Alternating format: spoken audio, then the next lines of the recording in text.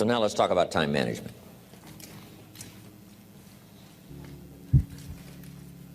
Time, key phrase. We all have a limited supply. My father had 93 years, but it seemed short. In his seemingly long life of 93 years, it was short because it just seems like if we only had more time. Old Testament gives us a view of some people who lived to be 500, 600, 700, 800, 900 years old. If I have a chance to ask, I will ask, how come we got shortchanged?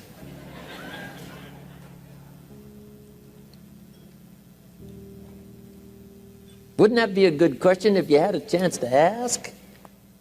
Imagine 700, 800, 900 years to watch generation after generation after generation after generation stay healthy and well. I mean, you gotta be healthy to make it to 900. You gotta take your vitamins.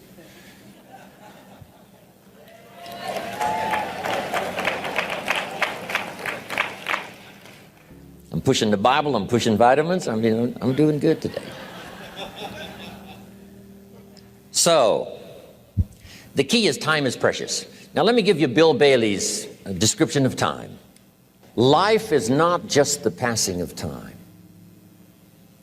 Life is not just the passing of time. Life is a collection of experiences, their frequency,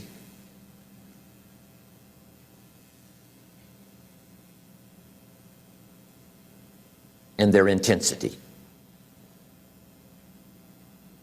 Life is not just watching the clock tick away. Life is a collection of experiences, their intensity, their frequency. When my friend Mark died at age 44, someone says, that's young to die. But what if he lived 4 lifetimes in one? It might not be too young. So here's whatever the span of your life turns out to be, here's what you want to fill it up with: experiences and the intensity of those experiences.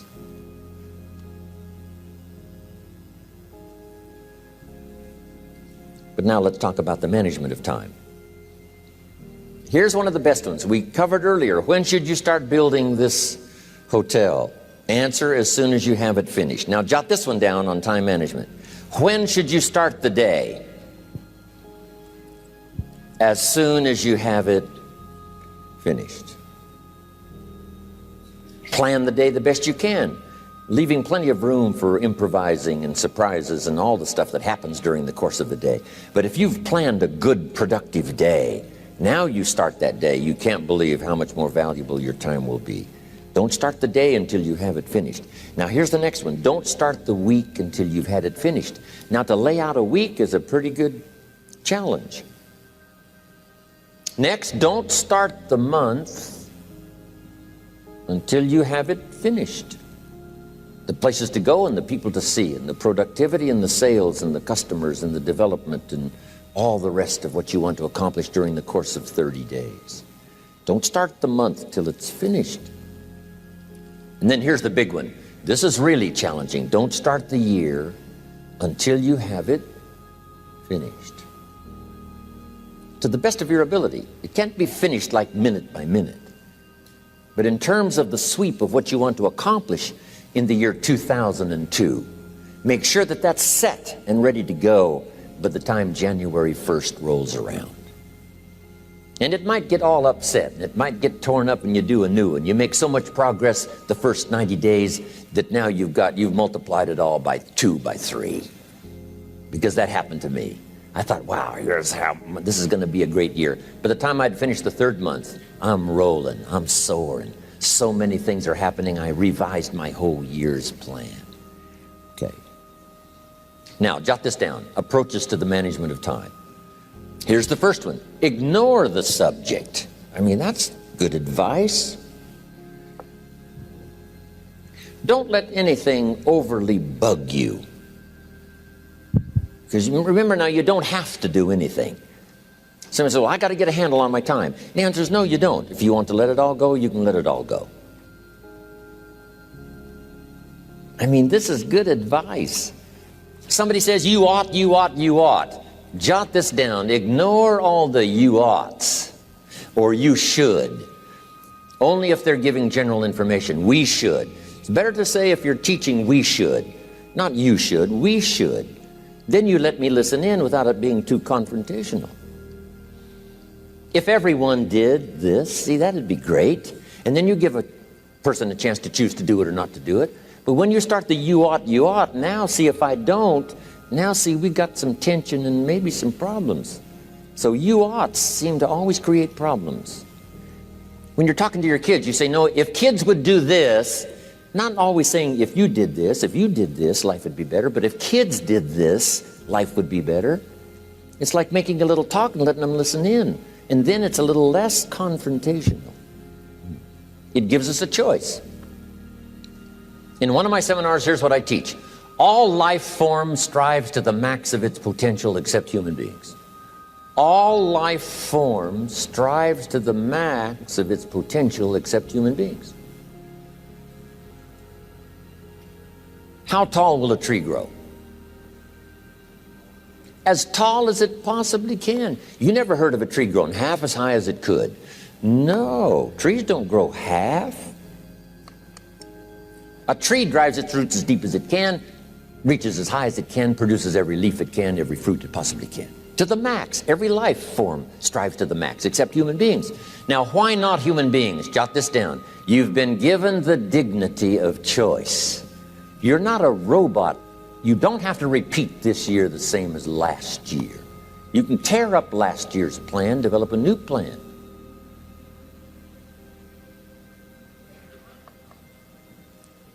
So, the dignity of being a human being. Now, here's the choice on being a human being. To be part of all we were meant to be, or to be all. To strive for all, or half, or part, or some. The choice is up to you. To develop one skill or 10 skills. Someone says, well, I'd be happy with just one more language. Well, some say, hey, I'm going to learn 6 or 7. And this is all a matter of choice. And when someone says, no, you ought to learn 4, you've got to resist all that. Because this is personal dignity. And you don't want to destroy someone's dignity by doing all the oughts, and then they feel reluctant to do it. Now we've got problems. So if you want to, just ignore this subject on time management.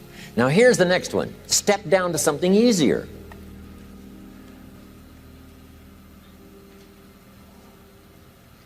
The guy's in sales and he says, oh, I want to own the company. Finally owns the company. Now he's got no time to play golf. He said, when I was in sales, I was making big money playing golf 3 days a week. Heck with this owning something. Heck with managing. My life was never my own after I started to manage. I'm going back to sales. See, this is the key. If you're getting too pressed, you might consider stepping down to something with a little easier time pressure. Little girl says to her mother, Daddy comes home, brings his briefcase and pats me on the head and says hello, disappears and works on his papers. How come my daddy doesn't play with me? And her mother said, look, your daddy loves you very much, but he's so busy at work, he can't get it all done, he has to bring it home. He loves you, but that's why he can't play with you. And the little girl said, why don't they just put him in a slower group? So, jot this down now. If you don't have time for your kids, you might consider joining a slower group. Remember when I said some things I went for cost me too much? So reconsider. Next key to time management, and that's work longer and harder. But see, there's a limit to that. I almost lost my health the first year. I went so crazy about personal development and achievement. I just went bonkers. You know, I told you I was skinny. By the end of that first year, I was a walking shadow. And then it suddenly occurred to me, what if I got rich and too ill to spend it? I mean, that was a shocker. So I started, developing a little more reasonable. Because I said, if 12 hours won't do it, I'll work 14. If that won't do it, I'll work 18. I mean, how many hours it takes. And sure enough, it cost me too much. So see, working longer and harder for some might be appropriate. If you're just sitting around not doing that much, this might be good, work longer and harder. But you can only work so hard. Here's the key, not to work harder, but smarter. when you've worked as hard as you can, doing the best you can in terms of physical output in the time, reasonable time. Now here's the ultimate in the management of time, and that is you simply become more skillful. When I first got into sales, you know, I was around people that could get, 9 out of 10, 8 out of 10. And when I first started, I could only get 1 out of 10. But here's what I did. I worked around the clock, so that I would make up in numbers what I lacked in skill. That's good in sales. You got to jot that down. When you're new, you make up in numbers what you lack in skill. Now, when you become more skillful, the numbers can go down because now your persuasive ability and all of that is now so high that you don't need to put as many numbers out. But at first, if you want to compete or if you want to really get good, you've got to put in the numbers. But if you get more from yourself, develop more of yourself, now the time management becomes an easier task. Now here's the next thing. Either you run the project or it runs you. I've found out when you start something, at first you're in charge. All of a sudden, a year later, it's in charge. Some of the companies I started, I'm telling you, I'm in control. A couple of years later, I'm out of control. At first, I've got it on the run. 2 years later, it's got me on the run. Haven't got enough time. I'm dizzy with trying to get it all done. So here's part of the key, and that's to get in charge. Say, I'm going to take charge of my health. One of my albums is entitled, Take Charge of Your Life. Take charge of your time. Take charge of your resources, which we're going to talk about next. Take charge of your health. You're the one that's responsible for it. It's not a requirement of society that you not have a heart attack and take care of your family.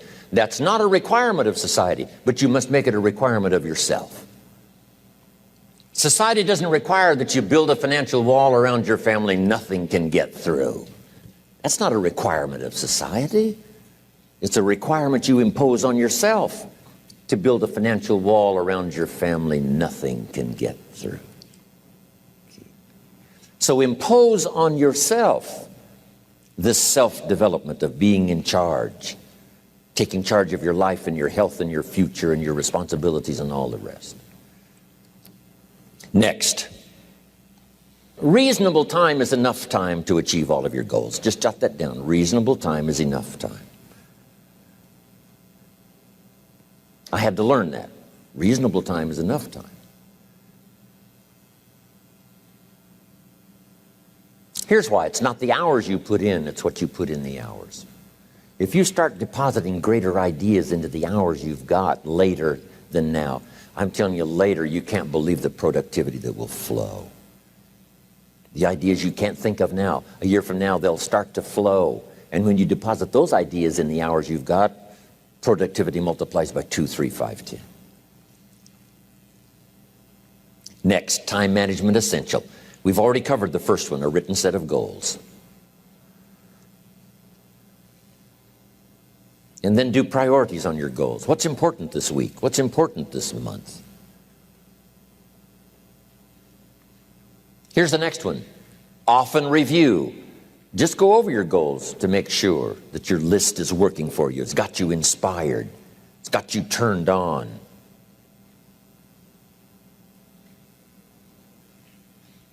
Somebody says, how come you're up so early? Say, if you were headed where I'm headed, you'd be up early too. Wow. If you were going to meet who I'm going to meet, you'd be up early. If it was going to stack up for you like it's stacking up for me, you'd be getting up early. Wow. Here's some more time management essentials. Learn to study what we call majors and minors. You pick up the phone.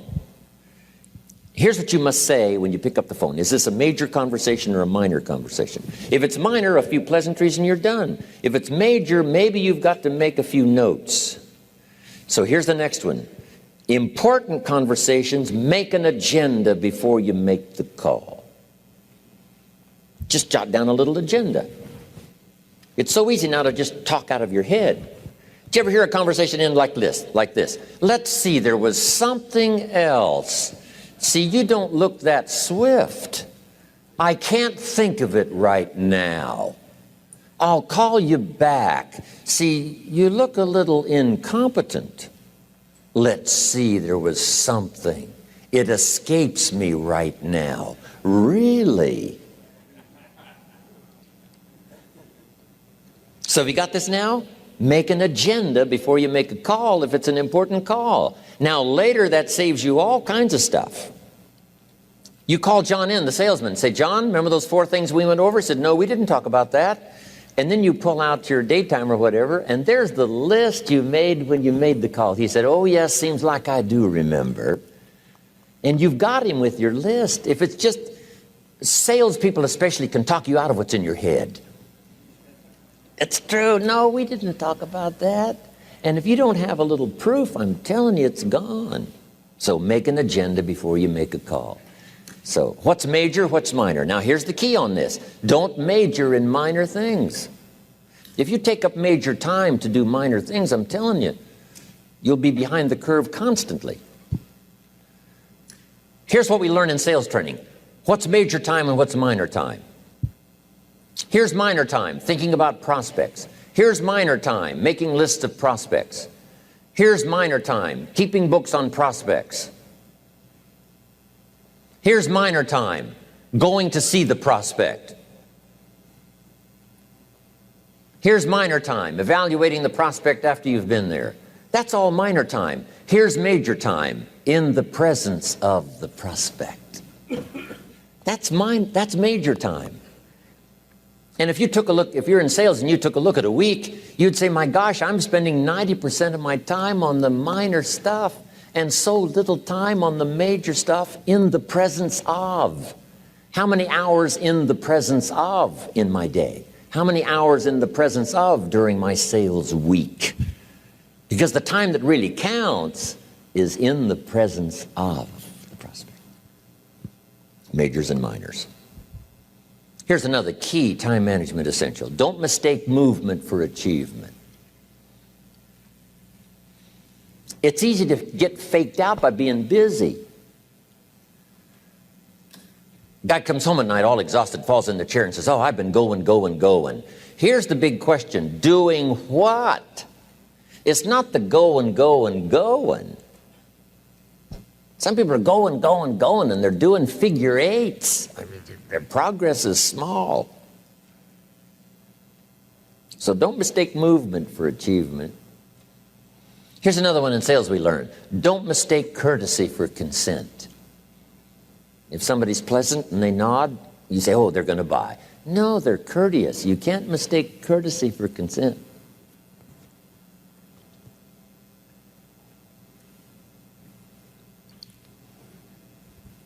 Now here's a big one, concentration. I had to learn this. All those years ago, I'm in the shower trying to compose a letter. Found it turns out to be a strange letter. So here's what I learned to do. Save the work till you get to the office. Save the work till you get to the work. Don't try to get to the office on the way to work. On the way to work, enjoy the way. In the shower, enjoy the shower. Then go to work when you get to work. I found this to be helpful. Concentration. Here's another big one. Learn to say no. I'm telling you, in such a social society we have now, it's so easy to try to be a nice person, saying yes, yes, yes to everything. Find yourself overloaded. Now you got to call and make the, well, gosh, you know, all the time it takes to back out of something that you said yes to too quickly. Here's what might be better. I don't think so, but if that changes, I'll call you. Little things you can use not to overcommit yourself. My friend Ron Reynolds says, don't let your mouth overload your back. It's a good one. Now here's a big one on time management. When you work, work. When you play, play. Don't mix the two. Don't work at play. I used to take my family to the beach and I would bring my briefcase.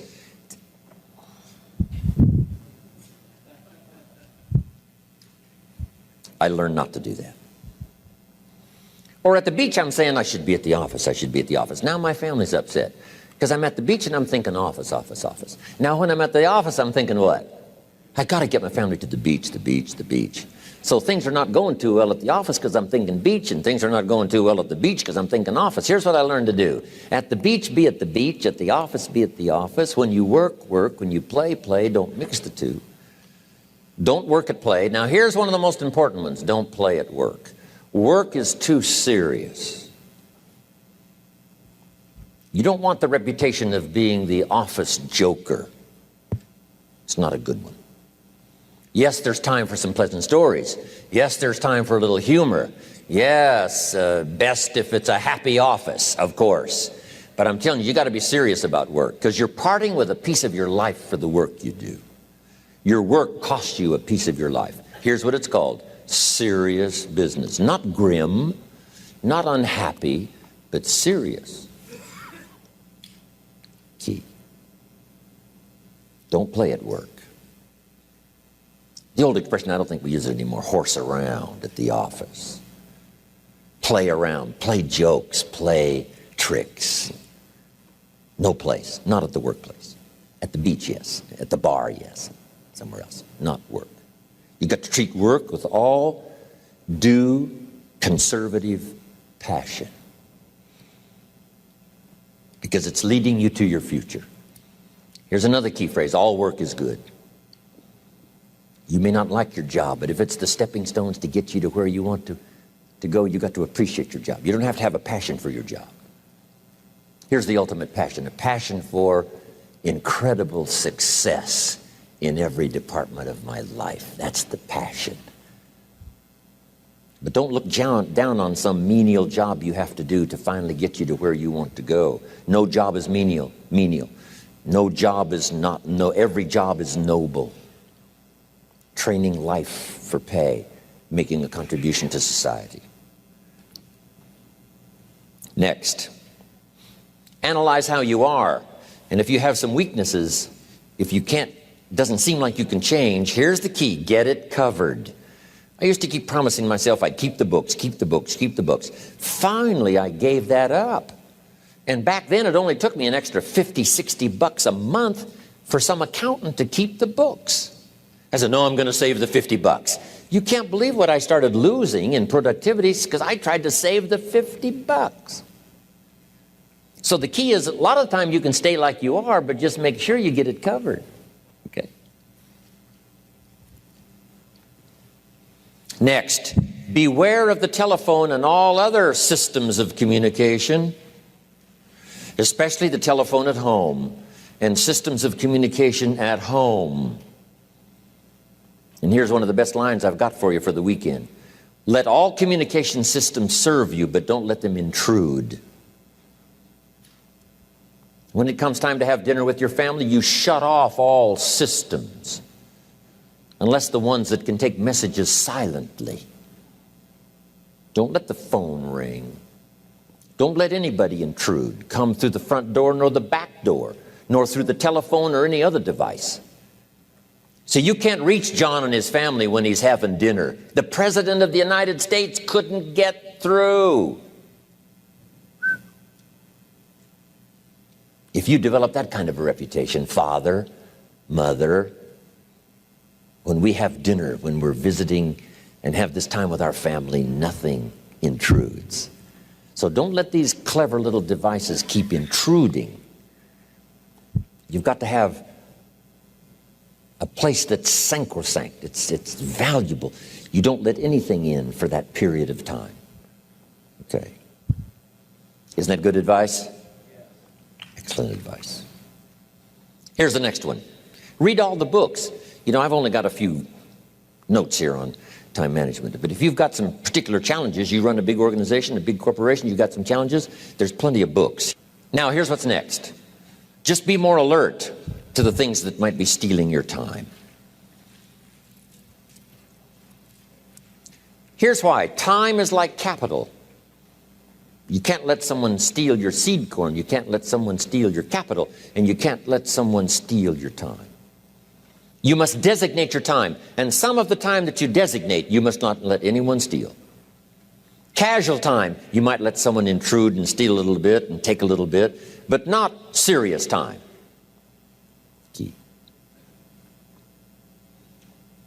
Next, One of the great time management savers is to learn to ask questions up front. Sometimes you talk to somebody for an hour, and then you ask questions and find out if you would have asked those questions up front, you could have saved yourself an hour. Asking questions up front helps you to get to the problem now. But if you just launch into some discourse, you might waste 30 minutes, waste an hour, when here's what you should have been talking about. After you finished an hour, you say, John, what's really the problem? He said, well, it's something personal. See, that's what you should have been talking about this whole hour. Key. Next, learn to think on paper. Now we're going to take a break. Some ways to think on paper. One, we've covered one. Solving problems. Take it out of your head and put it on paper. Another one is setting goals. Making these lists we've already started. Here's another good way to think on paper. It's a projects book. Each person you're working with and each project you're working on, get a loose leaf binder and a tab and some pieces of paper behind the tab and do a little continual summary of how it's going between you and that person and between you and that project. I call it a projects book. It is so useful to me. But what's going on between you and this person? When you last got together, what did you talk about? And you got a few notes there. Here's what we talked about the last time we got together. Now when you get together again, you can review that so you'll know better what to talk about. When the president gets ready to travel and he's going to meet some important people, guess what they bring him? All these briefing books. Right? The last time you were with Khrushchev, Kennedy is informed. Here's what he said and here's what you said. Kennedy said, oh, that's valuable. I need to remember that. If a person is important, it's worth a little running account. You might even have a projects book for your children. Here's what's happening between me and my child. We've talked about this, and we've talked about this, and we've talked about this. Next, a day timer. Keeping track of all of your appointments. You know, mine is all filled with, when to catch an airplane and when to do a seminar, and when to sit down and have a conference, all the rest. Next is a game plan. If you've got a house and the, insurance is going to come due and some other things are going to come due, you just put it on a spreadsheet and make sure it's taken care of. Key phrase, take things out of your head and put them on paper. And the key is to just experiment with different ways that helps you to do that. Now here's the last one, thinking on paper, and that's to keep a journal. One of the things I'm known for around the world, have been now for 39, 40 years, is keeping a journal. Now my journal is not a, it's not necessarily it's not like a diary. It might be part diary. I'm flying over Ireland and I write down a few little things that impress me. Today I met this person. Wow, what an extraordinary event. Today I conducted this seminar in Rome. 1,000 people stood up and sang for me. I've got a little bit of a diary in there. But here's what primarily your journal is for. Collecting good ideas. A journal is to collect good ideas on your health, good ideas for your business, good ideas for your future, good ideas for time management. Because I used to take notes on pieces of paper and torn off corners and backs of old envelopes and restaurant placemats. And I threw all this stuff in a drawer. It did not serve me well. I finally learned to get a bound copy, right? And just keep a journal, right? If I was here, I had my journal, I'd be taking notes, right? These 2 days in my journal. Now, if you're caught without your journal, you just take the notes. When you get back home, you put those notes in your journal, throw the paper away. Because we don't usually go through paper to review. But see, my journals now make up a significant part of my own library. My journal's all reserved privately for my children and my grandchildren. Can you imagine what I've collected over the years? It's unbelievable. There are 3 treasures to leave behind. I think you've already got those notes, right? Here they are. Number 1, your pictures. Don't leave the event unrecorded. It takes only a fraction of a second to say, here's who I was with. When I travel the world, right? We take all these pictures, and here's one of the gifts.